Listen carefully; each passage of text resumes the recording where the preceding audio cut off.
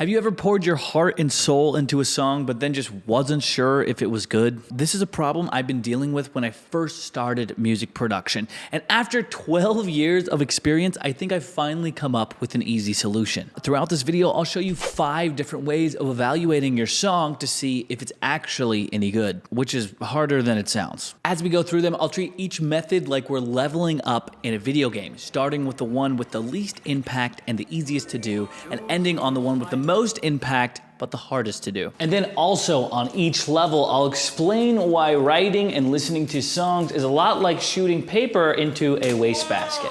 Let's do it. You think it'd be easy to tell if the music you write will resonate with people, but it's not.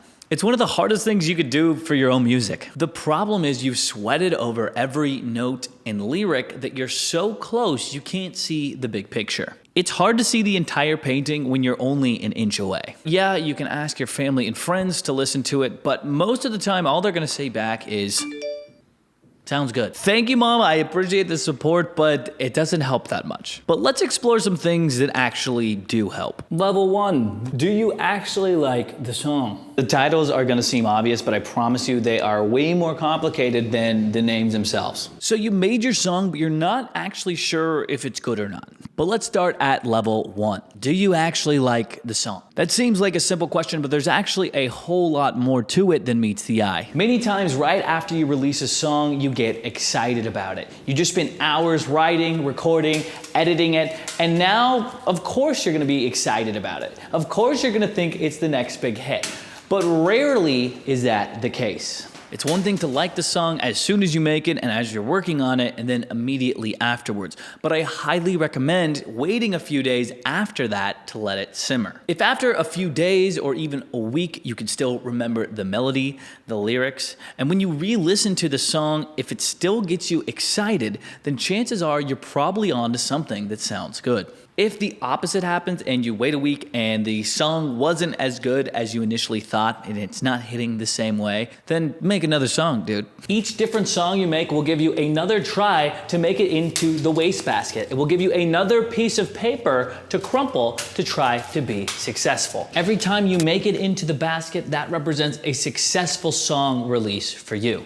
And because this is just level 1, this basket should actually probably look something more like this small cup. And we'll probably have to stand farther away, and to make it even more realistic, it's like you're blindfolded. You can make it into the cup on level 1, but the next levels that I'll teach you about are gonna make this way, way easier.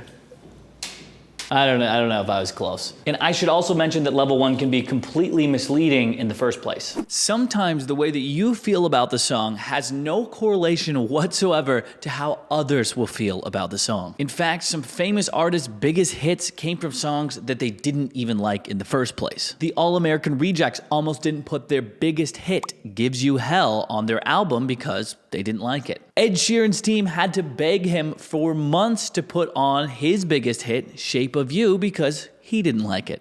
Don't always trust your gut. You should stick around for the other levels. They're gonna work a lot better than level 1. In terms of difficulty, level 1 gets a 1 out of 10. It's very easy to do, just wait a couple days. And in terms of how effective it is on the final result of your song, I give it a 3 out of 10. There's some value to liking your own song, but it's absolutely not everything. Which leads us into level 2. Level 2, does it blend? When I say blend, I'm talking about listening to your song and seeing if it stacks up with other songs in the same genre. If you put your song in a playlist with some other songs in a similar genre, would it stick out or would it blend together seamlessly? This is a really good strategy to see how it stacks up with the professional songs and then see where your mix is lacking. Yes, it's a great mixing strategy, but it can also be really telling if your song's good or not. For level 2, it's also important to listen to the song in a bunch of different places. Go to the car, go to the sheets, go to the bar, go to the streets. Any place you can think of will have slightly different acoustic qualities, which will affect the way that the sound bounces around and how you actually perceive it. Make sure that it hits the way that you want to in those places. I'd also recommend using those reference tracks I mentioned earlier and playing them in these same new spaces so you can hear how they're supposed to sound in the genre that you're working with. Yes, this is a fantastic mixing trick. Putting your song up against the professionals will very quickly show you what's good about your song and what's bad about your song. And if your song is bad, then just try try again. And with some professional tracks to guide us, we no longer are shooting completely in the dark.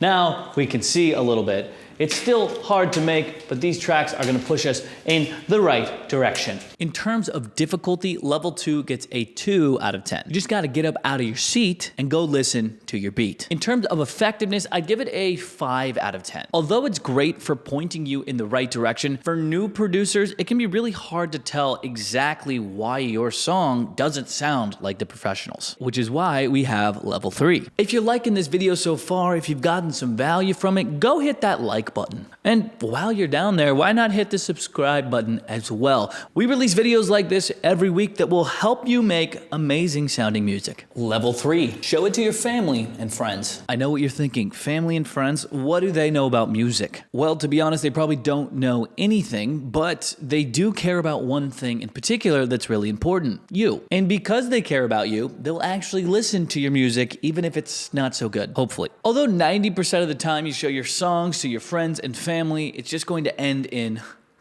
sounds good, dude, or good job. That is still valuable information. And like I mentioned before, if you're just starting out, these are probably the only people that will want to listen to the music you made so far. The chances that family and friends will tell you that your song actually sucks is low. So level 3 isn't good for that, but it is good for something else. If your Grandpa Bob or maybe your friends get really excited about the song and the music that you show them, then that's a good sign. Chances are you're on to something good. If people that know you aren't gushing over your music, how can you expect people that don't to do the same? I actually used this technique on one of my own songs, and my friends really were excited about it. When I posted it to my portfolio, that song by far has gotten me the most DMs, work requests that I've gotten from any song I've ever made. I even got offered a large sum of money for someone to just buy the song rights outright. I didn't think that that song was anything special, but my friends thought it was awesome, and other people did too. And just like before, level 3 is gonna make making this cup a lot easier. We're gonna be able to step a few steps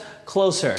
Still gonna be hard to make. And once again, if all you're getting is good jobs, then it's probably time to go back to the drawing board and make a few more crumpled paper balls, a few more songs, so you get a couple more tries. In terms of difficulty, I'd rate level 3 a little bit harder than the last one at 5 out of 10. You'll have to go out of the way to talk to your friends and family and then spend the time playing your music for them. It's not always a big ask per se, but it's also not always readily available. In terms of impact for level 3, I'll give it a 5 out of 10 as well. Your friends and family will listen to your music when you're just starting out and it's not very good, and they'll also be indicators of if it's going to be a great song or not. Nice. But most likely, they won't be able to tell you how to fix specific parts of your song to make it sound better. But level 4 will fix that. Level 4, get detailed feedback. This one is a game changer, I'm telling you. Detailed feedback, Mattie? How do I even do that? Well, my friend, it's actually pretty simple. You can send it to other producers to get their feedback on your songs. Other producers are some of the best people to analyze your song. They can give you specific advice like the bass needs to come up in volume. There's too much 500 hertz in this song. The snare drum's too loud. The vocals don't have enough shine. And that's something that Grandpa Bob simply can't do. Even beginning producers can oftentimes give better responses and more detailed feedback than your family and friends can. This concept sounds great in theory, but the hardest part about it is finding producers that actually want to give you feedback. And that's exactly why today I'm releasing a community on Discord that solves that problem. This community aims to give producers a place where they can meet other producers, post their demos and tracks, and get detailed feedback on everything that they're working on. The community is hosted on Discord and it's freely available for everyone, at least for now. And it's called Mattie's Sound School. This is a work in progress name, so if you have any other ones, leave them in the comments below. The Sound School works on a leveling system. Free members can only post their music once they hit level 3,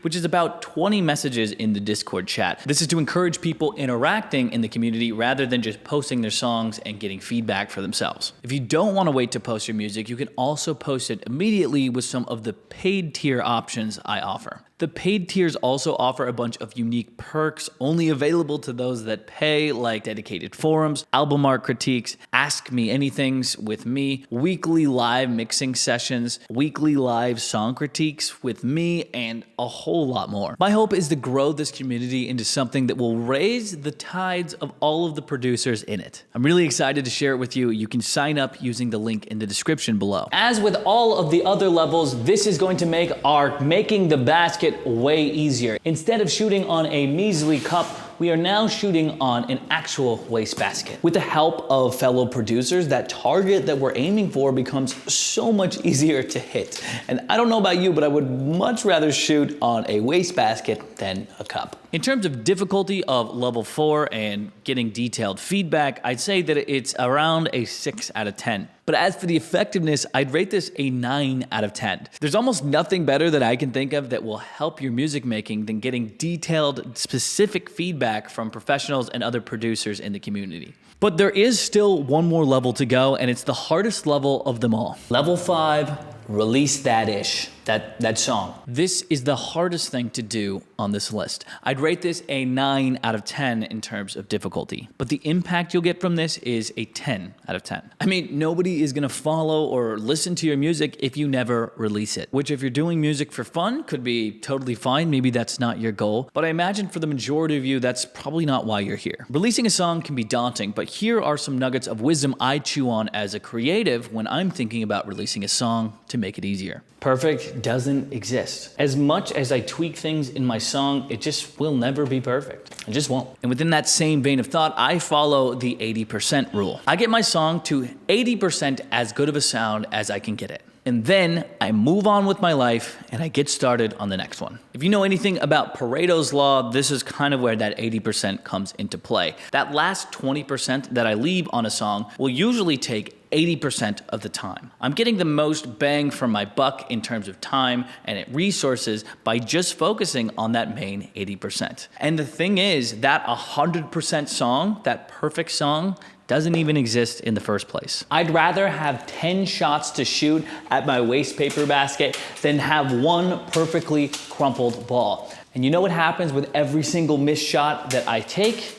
I get a little bit closer to the goal. And the only way to even sink the ball in the first place is to release your song. And when you finally do sink that basket, you'll know that you've done all that you can to make the best piece of music you can right now. And no matter how many people end up listening to it, you should be proud. And once you get a couple songs in your basket, you can move your basket to a different place to continue achieving higher and higher goals. Releasing your song is the ultimate test of if it's good or not. The comments you receive, the listens it gets, the playlists it gets added to are all indicators of how well people are resonating with the music you make. And I truly believe if you make something amazing, people will listen. And when people start to listen, then you know you've got a good song. LeBron, whoop, yup, easy.